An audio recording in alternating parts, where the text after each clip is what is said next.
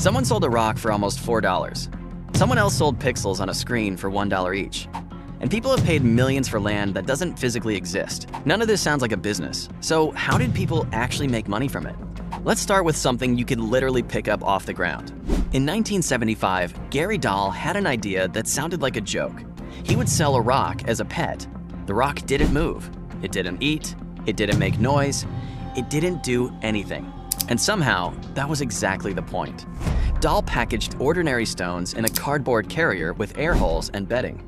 Then he added something much more important, a 32-page instruction manual explaining how to take care of your pet rock. And suddenly, a piece of stone wasn't just a stone. It was a joke you could buy.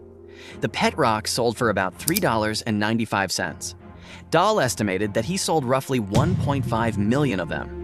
In just months, an advertising copywriter had become a millionaire. But here's the part that matters. He wasn't really selling the rock. He was selling the story around it. 30 years later, the internet produced an even stranger version. A university student needed money for college, so he created a website containing 1 million pixels. Then he offered to sell them for $1 each. The strange part? You weren't buying a product. You were buying a tiny piece of advertising space. The idea spread, news coverage brought visitors, visitors brought advertisers, and the more pixels disappeared, the more valuable the remaining space looked. By the time the final pixels were gone, the project had generated more than $1 million. He had turned empty space into something people were willing to pay for.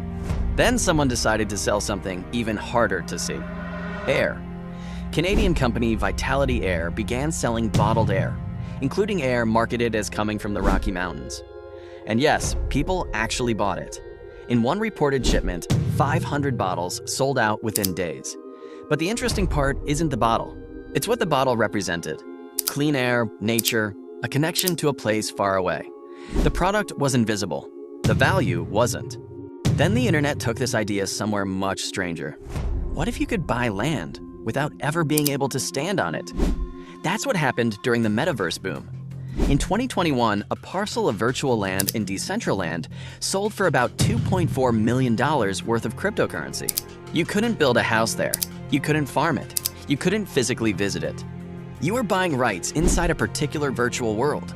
And that distinction matters, because the value depended on people believing that virtual space would become valuable. When excitement around the metaverse exploded, prices exploded with it. And when the excitement cooled, the economics became much harder to ignore. So what connects a rock, a pixel, a bottle of air, and virtual land?